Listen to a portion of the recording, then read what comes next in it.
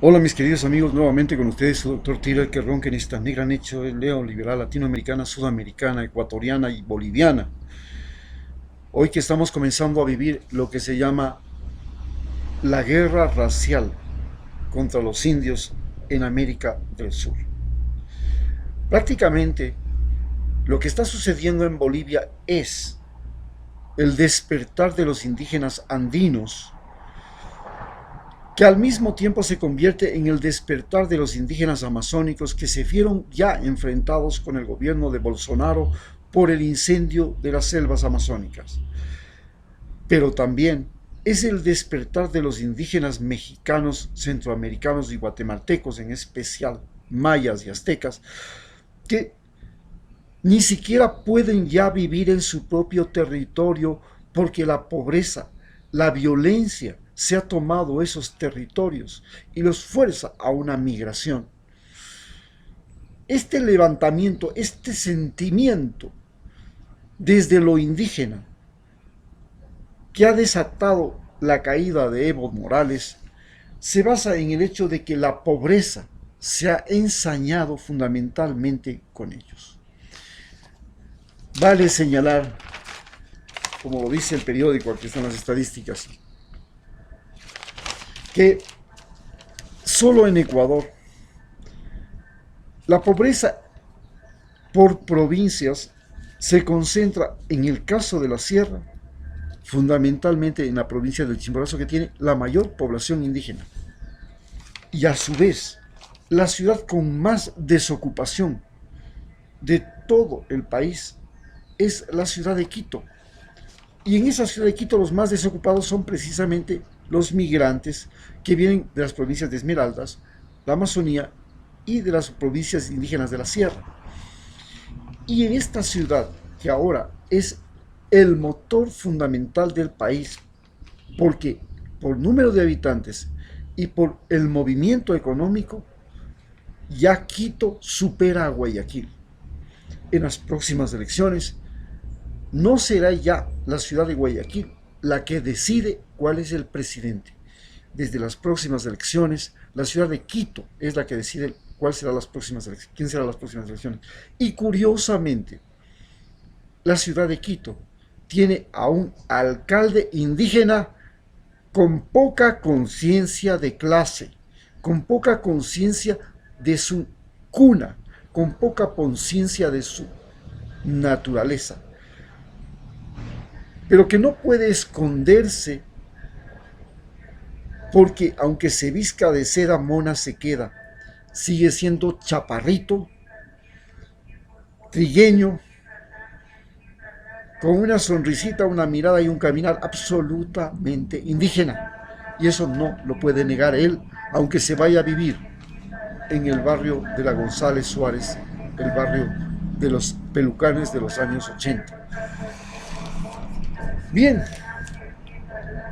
pero no solamente que este problema que revienta en Bolivia y que confronta ahora a los mestizos de Santa Cruz con los mestizos, con los indígenas del resto del país, también se ha vivido en Ecuador. En las protestas de Ecuador se vivió el conflicto entre los indígenas de la sierra, fundamentalmente, y de la Amazonía, liderados por un líder amazónico, que se enfrentaron contra los que son el equivalente de los santacruceños, los de Santa Cruz en Ecuador, que son Guayaquil y su burguesía y su burocracia, y los denominados cholos patalzuelo alienados, porque así les llama la burguesía de Guayaquil a la gente pobre de Guayaquil, que curiosamente es la mayor migración de pobres de todo el país que se han establecido en esas lomas, convirtiendo a Guayaquil en uno de las ciudades con el mayor suburbio en proporción a la población que tiene posibilidades económicas. Esta ciudad tan conflictiva como es Guayaquil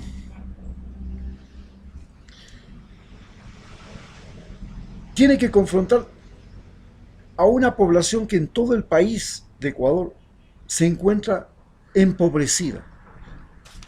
los índices de pobreza en general del Ecuador, de desocupación, lo dice aquí la Cámara de Comercio de Quito, ya, si hablamos por Ecuador, estamos diciendo que apenas el 45.9%, casi el 50%, tiene lo que se dice empleo en el sector formal.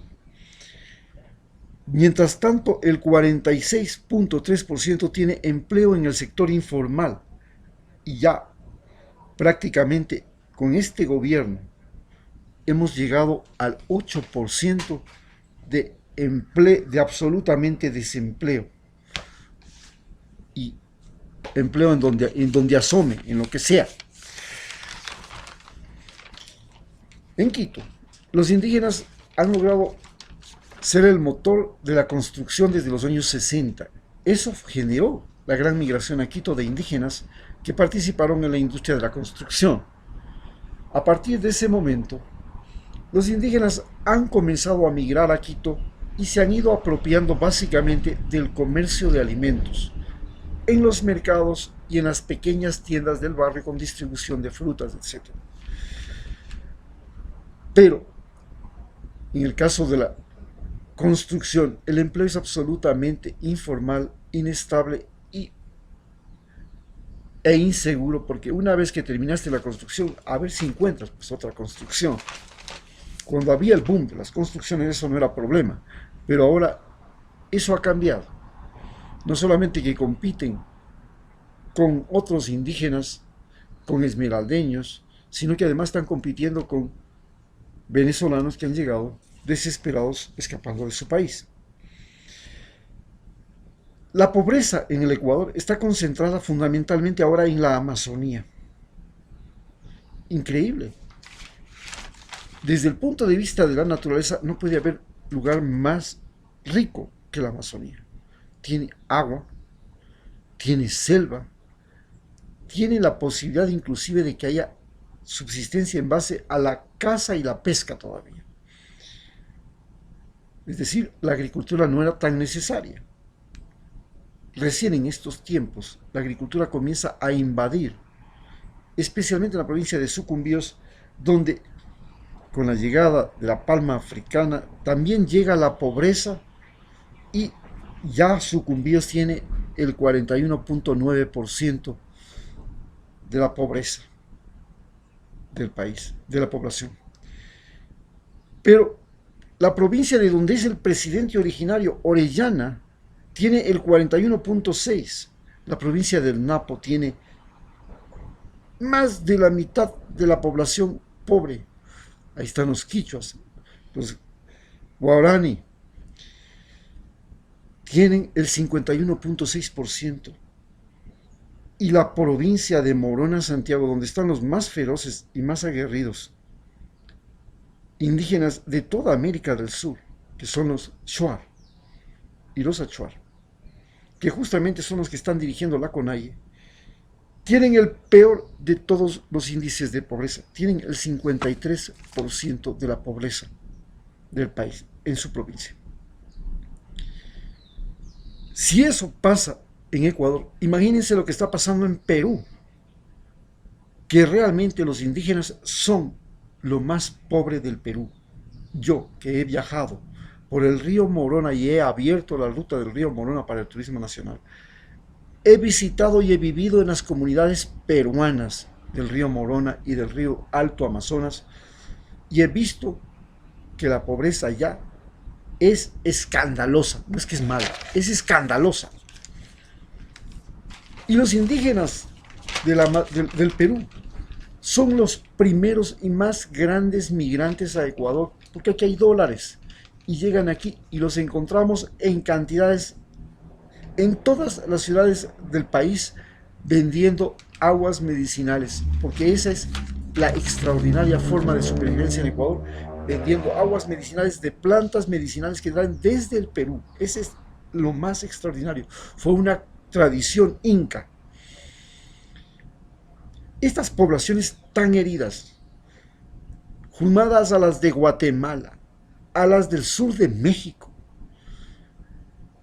a los de la frontera mexicana, a las de las montañas como las de Sinaloa, hacen, y a las de la y a las de Colombia, pues, todos los indígenas de la frontera, los Agua, los Secoyas, los Cofanes, que están en la frontera con Ecuador, que son binacionales, más los afroesmeraldeños y los afrocolombianos, que son lo más pobre de Colombia, de por sí, están levantando ya el grito de guerra luego de lo que ha pasado con Bolivia, sumado a que todos los latinos nos sentimos heridos y en pie de guerra luego de que sabemos que se ha creado un muro que nos impide la comunicación y el libre tránsito, y aunque no sea problema el muro simplemente nos dice a todos los latinos: no los queremos allá, en Estados Unidos. Se ha prohibido, y hay una organización para prohibir el uso del español.